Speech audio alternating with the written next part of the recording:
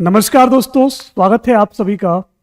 जैसा कि साथियों, अभी हाल ही में 2-3 दिन पुरानी बात है, एक मेरे पास कॉल आता है और उस कॉल पर जो सामने व्यक्ति होता है वो अपने आप को एक एजेंट बताता है, सीबीआई एजेंट टाइप, पुलिस जैसे होती है उसी प्रकार से। और वो सीधा सा मेरे से कहता है कि आपका एटीएम इस अमुक जगह पर पाया गया है और ये जो अमुक व्यक्ति है ये जालसाजी के केस में, फिरौती के केस में ये जेल के अंदर है। आपका यहाँ पर आधार कार्ड और पैन कार्ड भी मौजूद है, इसलिए आप हमारे साथ लाइन पर रहेंगे, क्योंकि जो फिरौती जिसने मांगी है उस पर 10 करोड़ फिरौती का इल्जाम है, उसे पकड़ लिया गया है और अब आप भी शक के दायरे में हैं। जब ये कॉल मेरे पास आता है तो मैं सुनकर के चौंक जाता हूं। ऐसा ही आपके साथ हो सकता है। तो जब वो मेरे पास कॉल आता है मैं एकदम घबरा जाता हूं। मैंने कहा मेरा एटीएम, मेरा आधार कार्ड, मेरा पैन कार्ड तब वहां पे कैसे है? ये एक चिंता का सबब हो सकता है, चिंता का विषय हो सकता है। जैसे ही मैंने ये बात कही कि मेरा आधार कार्ड वहां कैसे पहुंचा, तो उधर से आता है कि नहीं नहीं, अब आप ज़्यादा वो मत करिएगा और आप हमारे सीनियर इंस्पेक्टर से बात कर लीजिएगा और वो आपको सारी डिटेल बता देंगे। वहां से वो कॉल आईवीआरएस के माध्यम से ट्रांसफर कर दिया जाता है। मैं लाइन पर रहता हूं और जब उच्च अधिकारी से बात कराई जाती है, जो सीनियर बताए जा रहे थे, तो उन्होंने सीधा सा कहा कि यहाँ पर ये 10 करोड़ फिरौती का इल्जाम है और यदि आप इसमें संलिप्त पाए जाते हैं तो आपसे वो 10 करोड़ फिरौती मांगी जाएगी। तो ये एकदम चिंता चेहरे पे आ जाती है कि मेरा आधार कार्ड मेरे घर पर होना चाहिए, पैन कार्ड घर पर होना चाहिए और जो एटीएम कार्ड है वो भी मेरे घर पर होना चाहिए, लेकिन ये किसी और के घर पर कैसे पहुंचा ये मुझे जानकारी नहीं है। तो जब वो कॉल चल रही होती है तो सामने से उच्च अधिकारी बार बार क्या बात, क्या सोच रहे हो तुम, क्या ये क्या तरीका है तुम्हारा, ये कैसे क्या करते रहते हो, और यदि आपको इसकी शिकायत दर्ज करानी है तो आप अपने नजदीकी पुलिस थाने में जाकर के शिकायत दर्ज करा सकते हैं। यदि आप यहाँ पे संलिप्त पाए जाते हैं तो आपसे इतने रुपए लिए जाएंगे। फिर वो एक होता है ना कि सर इसका बीच का रास्ता बता दीजिएगा, थोड़ा सा आप सर देख लीजिएगा कैसे। तो ये हर भारतीय के मन में आता है, वही मेरे मन में आया और वो जो मेरे मन में आया मैंने बोल दिया। तो वो कहता है ठीक है, मैं अपने एजेंट से बात कर लेता हूँ और जिनके पास ये मामला गया है लॉयर के पास, उनसे बात कर लेता हूँ और वो जो भी धनराशि बताएंगे उस धनराशि को आपको देना पड़ेगा।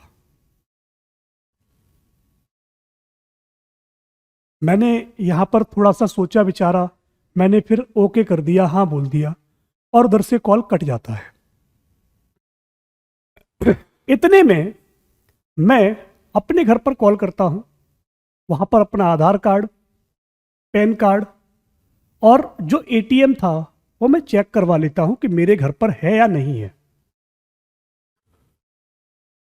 फिर से मेरे पास वो कॉल आता है दोबारा से और अब उधर से एक डिमांड आती है कि देखिए 10 करोड़ की फिरौती का मामला है, 10% मतलब आप इतना पैसा अगर देते हैं। देखिए 10%, कहते ठीक है चलो कुछ नहीं, 10% भी छोड़ो, ये है वो है, इधर देना पड़ेगा उधर देना पड़ेगा, तो आप लगभग 15 लाख रुपया आप हमारे अकाउंट में, इस अकाउंट में डाल दीजिएगा, तो फिर आपको इस केस से बाहर कर देंगे, वरना आपके जो आधार कार्ड हैं, पैन कार्ड हैं और उनके सहित आपके घर पर लोकल पुलिस आपके घर पर पहुंचेगी और धरपकड़ कर लेगी। उससे पहले मैं कॉल करके अपने घर पर पता कर चुका था कि मेरे पास है, तो मैंने कह दिया ठीक है, मेरे आधार कार्ड पैन कार्ड जो भी है आप लोकल पुलिस को भेज दीजिएगा और मुझे अरेस्ट करवा लीजिएगा, ठीक है, ठीक, बस ठीक है।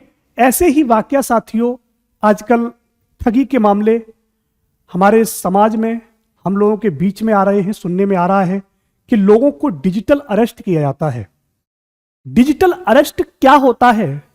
डिजिटल अरेस्ट दोस्तों कुछ इस प्रकार की तकनीकी है जिसके माध्यम से आपको आपके ही घर में तकनीकी के माध्यम से कैद कर लिया जाता है। अब वो तकनीकी क्या है? तकनीकी है आपको स्काइप कॉल करके, वीडियो कॉल के माध्यम से आपको आपके घर में ही रुकने के लिए बोला जाएगा, या फिर आपको वॉइस कॉल के माध्यम से वो हमेशा आपके साथ 24 घंटे, जितनी भी देर उनको डिजिटल अरेस्ट रखना है उतनी देर वो उधर तकनीकी का उपयोग करके आपकी आवाज को सुनने का प्रयास करेंगे।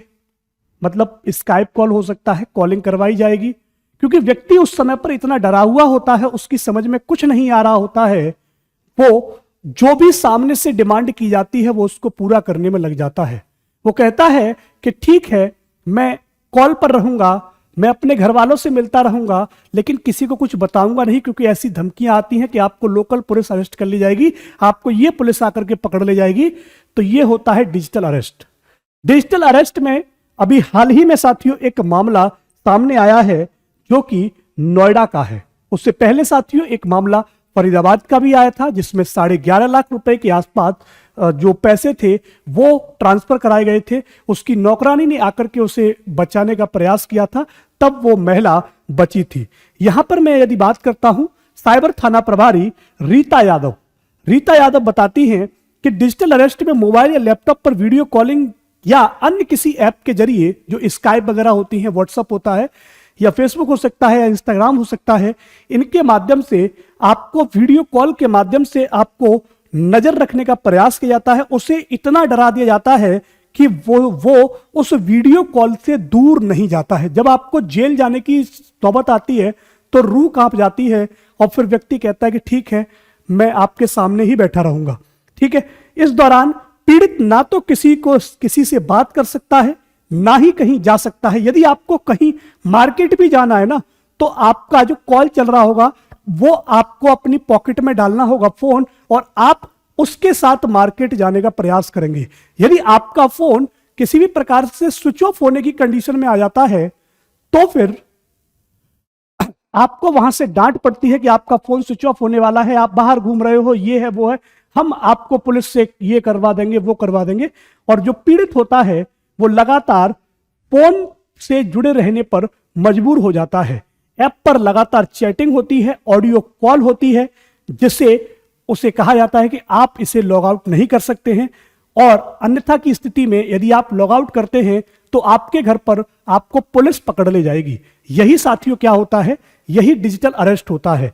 ऐसा ही एक मामला अभी हाल ही में नोएडा के अंदर एक इंजीनियर के साथ हुआ है, जिन्हें घर में डिजिटल अरेस्ट के नाम पर साथियों 11 लाख रुपए साथियों क्या कराए गए हैं, ट्रांसफर कराए गए हैं। ये महिला है साथियों टीए। इन्होंने पुलिस को जानकारी दी कि 13 नवंबर को एक कॉल आई थी, वो कॉल थी IVRS की, ठीक है, जो हमारी इंटरेक्टिव वॉइस रेस्पॉन्स होता है, उसके जरिए साथियों इन्हें कॉल कहा गया, और उसके आधार कार्ड से मुंबई में मोबाइल फोन सिम कार्ड खरीदा गया है। इस सिम का उपयोग महिलाओं का शोषण करने, ध्यान से सुनिएगा, महिलाओं का कैसे आपको डराने का कोशिश किया जाता है। पहले कहा गया कि आधार कार्ड से आपके लिए सिम खरीदा गया है, ठीक है, जिसका उपयोग किसके लिए हो रहा है, महिलाओं का शोषण करने और अवैध विज्ञापनों के लिए किया जा रहा है।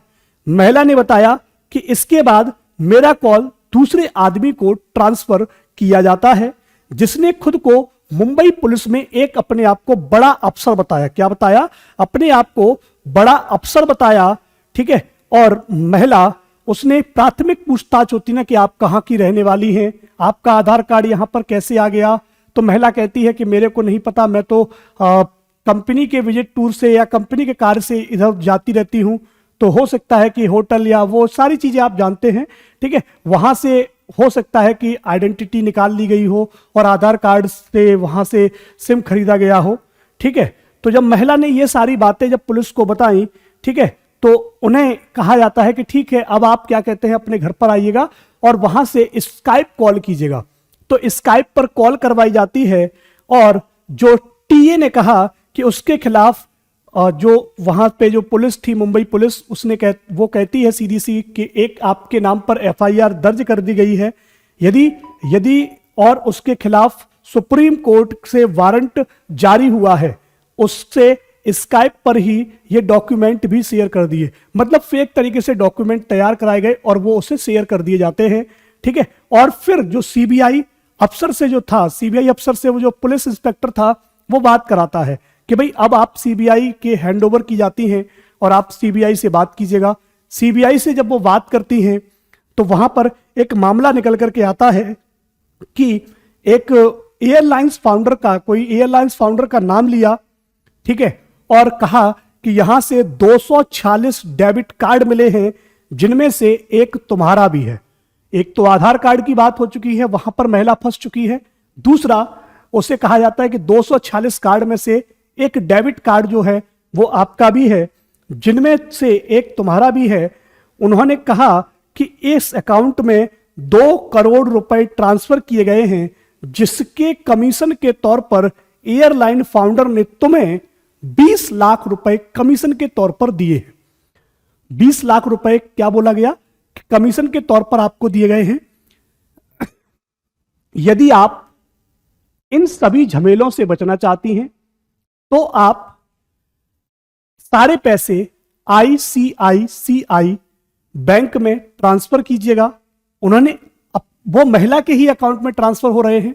ठीक है, महिला के अकाउंट में जब वो रुपए ट्रांसफर हो जाते हैं तो कहा जाता है कि अब आप यहां से एक ट्रांजैक्शन करिएगा। ठीक है, क्या कैसे ट्रांसफर करा जाता है कि ठीक है, हमने एक उच्च अधिकारी से बात कर ली है, वो इतने रुपए पर एग्री कर रहा है। 15 लाख रुपए की सीधी सीधी डिमांड रखी जाती है। महिला से धीरे धीरे करके 11 लाख रुपए ट्रांसफर करा लिए जाते हैं। मात्र 8 घंटों में 11 लाख का फ्रॉड यह हुआ है। इससे पहले साथियों एक मामला फरीदाबाद में भी आया था, जहां पर महिला को 17 घंटे के लिए डिजिटल तरीके से अरेस्ट किया गया और उस अरेस्ट में साथियों, उस अरेस्ट में महिला सुबह से लेकर के मतलब सुबह, अगली सुबह तक साथियों डिजिटल कॉल स्काइप पर रहती है। वहां पर भी इसी प्रकार से कॉल आता है, उच्च अधिकारी से बात कराई जाती है और वहां पर डिमांड की जाती है 11 लाख नहीं 5 लाख 15 लाख रुपए की, वहां भी डिमांड की जाती है। लेकिन महिला मात्र 2.5 लाख रुपए जुटा पाती है अपने सभी घर वालों को बता करके कि ऐसे ऐसे रुपए की जरूरत है, मुझे इसमें चाहिए उसमें चाहिए। तो इस तरीके से आपके साथ कहीं फ्रॉड ना हो, इससे आप अवेयर रहिएगा, बचे रहिएगा और अपने साथियों को ये वीडियो शेयर कीजिएगा, जिससे कि वे भी इस प्रकार के डिजिटल अरेस्ट से बचे रहें। सतर्क रहिए, सुरक्षित रहिए, मस्त रहिए। धन्यवाद।